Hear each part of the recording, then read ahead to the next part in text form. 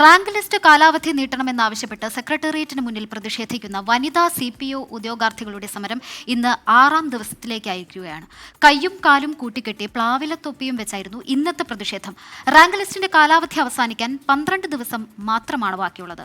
വിവരങ്ങളുമായി സെക്രട്ടേറിയറ്റിന് മുന്നിൽ നിന്നും ഷഫീദ് റാവുത്തറാണ് ചേരുന്നത്. Shafeed, good evening. 6 ദിവസമായി അവർ സമരം തുടരുകയാണ്. ഇനി 12 ദിവസമേ അവരുടെ മുന്നിലുള്ളൂ. പലതരത്തിലുള്ള സമരരീതികൾ അവർ പരീക്ഷിച്ചു നോക്കി. പക്ഷേ ഇതുവരെയും പോസിറ്റീവായിട്ടുള്ള ഒരു തീരുമാനമോ മറ്റോ അവരെ ആരും അറിയിച്ചിട്ടില്ല എന്നാണ് കരുതുന്നത്.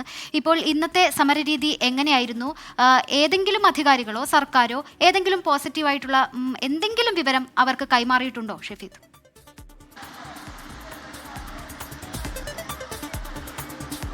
ശ്രീനിത സൂചിപ്പിച്ചതുപോലെ തന്നെ ഈ ആശാസമരം 1 മാസത്തിന് ശേഷമാണ് സർക്കാർ ശ്രദ്ധിച്ചതെങ്കിൽ ഇപ്പോൾ തൊട്ട് ആശാസമര പന്തലിന് തൊട്ട് അടുത്തു തന്നെ മറ്റൊരു സമരം കൂടി സെക്രട്ടേറിയറ്റിന് മുൻപിൽ ഏതാണ്ട് ഒരാഴ്ചയോട് അടുക്കുകയാണ്.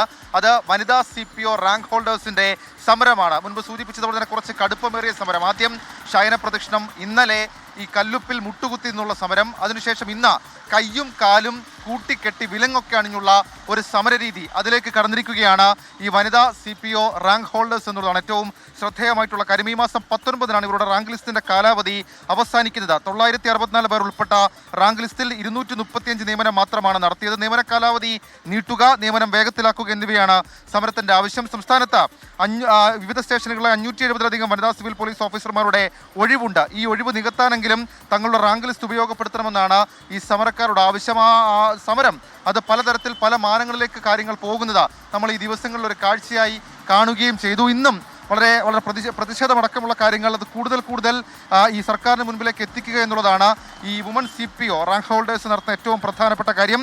ഇന്ന് ഈ പ്ലാവില തൊപ്പിയൊക്കെ തലയിലേന്തി കയ്യും കാലും കൂട്ടി കെട്ടിയൊക്കെയാണ് അവരുടെ ഒരു സമരം അതവർ നടത്തിയത്. ഇനി ഇക്കാര്യത്തിൽ സർക്കാരിൻ്റെ ഭാഗത്ത് നിന്ന് ഏതെങ്കിലും ശ്രദ്ധ, അതാണ് അവർ പ്രതീക്ഷിക്കുന്നത്. അതല്ലെങ്കിൽ അവർ ലക്ഷ്യം വെക്കുന്ന ഏറ്റവും പ്രധാനപ്പെട്ട കാര്യം. ഈ സമരവും ആ രീതിയിലേക്ക് പോവുകയാണ്. മാത്രമല്ല ഈ സമരത്തിന് ഏതെങ്കിലും തരത്തിൽ സർക്കാരിൻ്റെ ശ്രദ്ധയോ അതല്ലെങ്കിൽ പ്രതിപക്ഷത്തിൻ്റെ പിന്തുണയോ കിട്ടിയില്ല എന്നുള്ള പരാതി കൂടി ഈ സമരക്കാരെ സംബന്ധിച്ചിട്ടുണ്ട്. ഞാൻ മുൻപ് സൂചിപ്പിച്ച കണക്ക് പ്രകാരം ഏതാണ്ട് 500-ലധികം പേർ ഉൾപ്പെടുന്ന പേരാണതിൽ ഈ നിലവിലിപ്പോൾ ഈ റാങ്ക് ലിസ്റ്റിൽ ഉൾപ്പെട്ടുള്ളത്. എത്രയും പെട്ടെന്ന് നിയമനം നൽകുക എന്നുള്ളതാണ് അവർ ഉന്നയിക്കുന്ന ഏറ്റവും പ്രധാനപ്പെട്ട കാര്യം. നേരത്തെ തന്നെ മുഖ്യമന്ത്രി പലതരത്തിലുള്ള പോലീസ് ചർച്ചകളും നടക്കുമ്പോൾ ഈ പലതരത്തിലുള്ള പോലീസുമായി ബന്ധപ്പെട്ട യോഗങ്ങളൊക്കെ നടക്കുമ്പോൾ ഈ വനിതാ പോലീസുകാരുടെ ഒഴിവ് സംബന്ധിച്ച് വലിയ തരത്തിലുള്ള ആശങ്കകളടക്കം പ്രകടിപ്പിച്ചിരുന്നു. എന്നാൽ അതടക്കമുള്ള കാര്യങ്ങൾ നികത്താൻ ഏതെങ്കിലും തരത്തിലുള്ള നീക്കം സംസ്ഥാന സർക്കാരിൻ്റെ ഭാഗത്ത് നിന്നുണ്ടാകുന്നില്ല എന്നുള്ള കുറ്റപ്പെടുത്തൽ കൂടി ഇതുമായി ബന്ധപ്പെട്ട് നടത്തുന്നുണ്ട്. കൂടുതൽ പ്രതികരണമടക്കം അത് വരും ദിവസങ്ങൾ ഇതുമായി ബന്ധപ്പെട്ടുണ്ടാകും.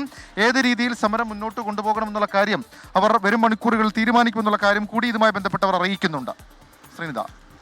ശരി, വനിതാ CPO റാങ്ക് ഹോൾഡേഴ്സിന്റെ സമരം ഇന്ന് 6ാം ദിവസത്തിലേക്ക് കടന്നിരിക്കുകയാണ്. ഇതുവരെയും ആരും പ്രതിപക്ഷത്തു നിന്നും ഒരു സപ്പോർട്ട് കിട്ടിയിട്ടില്ല എന്നുള്ളൊരു പരാതിയുണ്ട്. ഒപ്പം ഷഫീദ് പറയുന്നൊരു കാര്യം, നിരവധി ഒഴിവുകളുണ്ട്, എന്നിട്ടാണ് ഇത്തരത്തിൽ ഒരു പെരുമാറ്റം വരുന്നത്. ഒരു പഠിച്ച് മാർക്ക് നേടി റാങ്ക് ലിസ്റ്റിൽ പെട്ട കുട്ടികളാണ് അവിടെ സമരത്തിനിരിക്കുന്നത്. സർക്കാർ വേണ്ട ശ്രദ്ധ കൊടുക്കണം, അല്ലേ? അങ്ങനെയല്ലേ പറയാനുള്ളത്? അതെ.